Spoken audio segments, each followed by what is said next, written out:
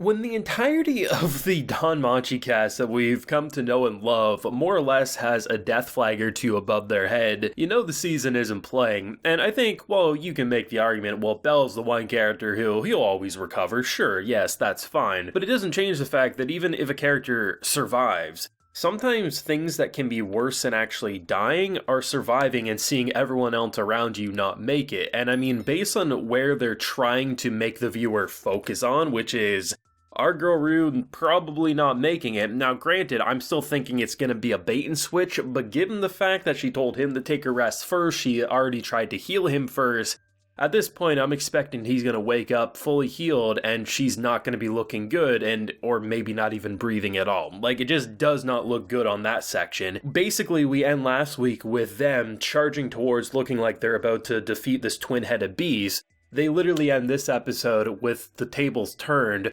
Haruhime gets blasted into oblivion. You have characters not coming up from the water and have been gnawed by piranha-like creatures, blood-soaked water. Like, everything about this is just not looking good. And this season, I mean, it's almost as if the prior half of this season, while good, anime fantastic, and I thought was honestly peak DanMachi, somehow they elevated what peak DanMachi is going to look like, and both sides of the story are absolutely phenomenal. Now, I do have a full live reaction to today's episode available on my Patreon, so consider supporting if you want to see that, but let's talk about this one, because honestly, I would give the edge to this over last week's episode, not to discredit or take away from anything, but I mean, it just felt like everything that about the DanMachi return that I loved, it just got more intense this week. I think continuing to have amazing sound direction, I mean, the number of times arrows are bouncing off of creatures, the slash attacks, the water, the movements, the sound effects are absolutely just as good as the amazing animation we're witnessing. But it's more so about the chaos, because you have to really put yourself in any of these characters' shoes, right? You have someone like Bell who's been fighting Red Eye's Black Dragon and now is hardly able to walk, let alone carry the person who looks like she's about to die. The creature's there, and he literally has to admit out loud that the only reason he continues to survive right now is because of luck. He's shooting and caving in the way, so the creature has to retreat and try another direction. You have this sheep-like creature that has like a cloak around it. I mean, you might be able to say, well, it's not quite as bad as some of the other visual monstrosities we've seen, but the fact that the only real reason he ended up defeating that was a lucky knife stab. I mean, he was, honestly, it takes skill, don't get me wrong, but everything about Bell in this episode, it was luck that he had the right positioning, he had the panic fireball attack that caves everything in, and the fact that every step of the way it didn't feel like it was this professional adventurer who knew exactly what he was doing. At this moment, he almost felt like a scared boy who just wanted someone to tell him what to do, which is why her getting up in that moment was needed. I think when you look at the first half of this season, it was really the Bell show. He was standing his ground, he was feeling like a true leader, and everyone was following in his footsteps, and when everything looked like all hope was lost, he was the one who would come in and save the day. But now, after dealing with everything he's done, it's not even just the physical burden of what Bell's been through, it's more about the mental and emotional. He doesn't know what's happened to his friends up there, he doesn't know what's going to happen to him, let alone Rue, and the fact that he just needs someone to tell him what to do in this moment, I mean, that's the reason she got up.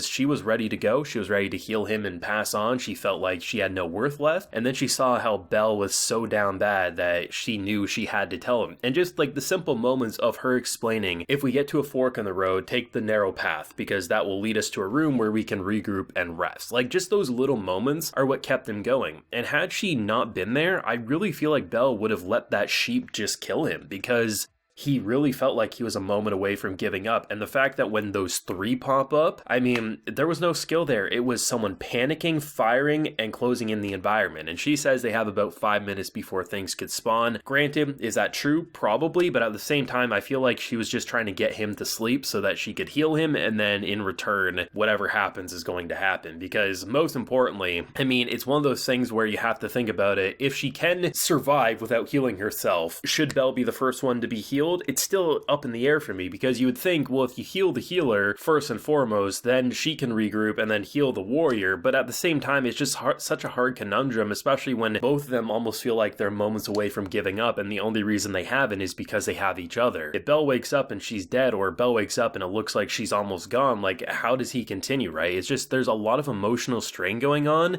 is fantastic. And I think the balance of this episode compared to last, I much prefer this because you get a lot of Bell, but you also get to still see the side cast. And I mean, this twin-headed dragon's no joke. I wasn't sure what he was doing with that whole waterfall attack until it happened, but I really like it when the creatures are as intelligent as the adventurers, because usually in these moments, and what I thought was going to happen, it dove under the water because they kept slicing it, kept dicing it, right? And the fact that I thought it was going to do one of those, it swims under and then tries to bite from below sort of a thing. Instead, no, it climbs up the waterfall to then jump down, because what they did near the beginning of this fight was they made an ice path. So because how are you going to fight a aquatic creature when you're humans, right? You need to walk on land. So they made a pathway. And the fact that it destroyed it with that force so that the only pieces that were left, they were scattered. So you'd have to jump. There's no longer running. And just to see how quickly the tables turned from a dying bees feeling like it was just lashing out and hoping something would stick. Instead, there's a reason this creature's probably been around the block a few times and has killed its fair few of adventurers, because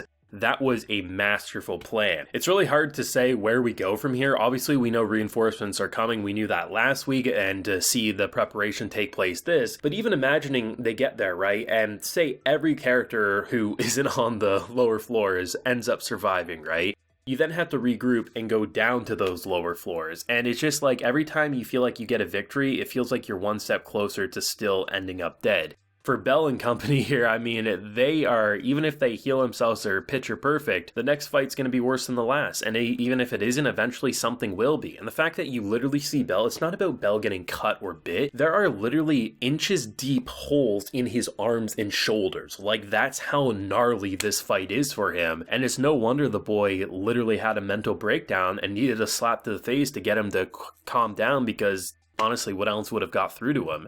And then when you look at what everyone else is dealing with and the sacrifices seemingly being made, like, I mean, poor Cassandra, man, she was ready. She was regrouped after last week, and now she has to wonder to herself once again, what am I doing here? The prophecies just keep coming true. And I mean, the mental burden these characters are going through is next level. As a viewer, it's exciting and amazing to watch, but knowing that I care about these characters, it's a little terrifying wondering where they might go next. But I leave another episode with, honestly, it's like a pit in your stomach, right? You just feel like you're going to be sick, you don't know where it's gonna go, and it's fun, it's exciting, it's brutal, but the fact that it's such a consistent production this season, the split court is definitely warranted because they were able to really refine some details that probably would have had a bit of a nosedive in quality had they aired all 22 episodes back to back. But honestly, I think the sound direction is the star of everything. It really adds a lot to it, and honestly, the sound director deserves an award in my opinion, because this is honestly some of the most immersive sound directing I've personally seen in the past handful of years. But let me know what you're thinking down below about the death flags, the feelings, the emotions, your favorite fight so far. Do let me know down below, leave a like if you enjoyed, and subscribe if you're new around here. Like I mentioned, full live reaction is available on the Patreon, and while you're there, you can also get yourself a video shout out like a few are about to get here. So we got Fate,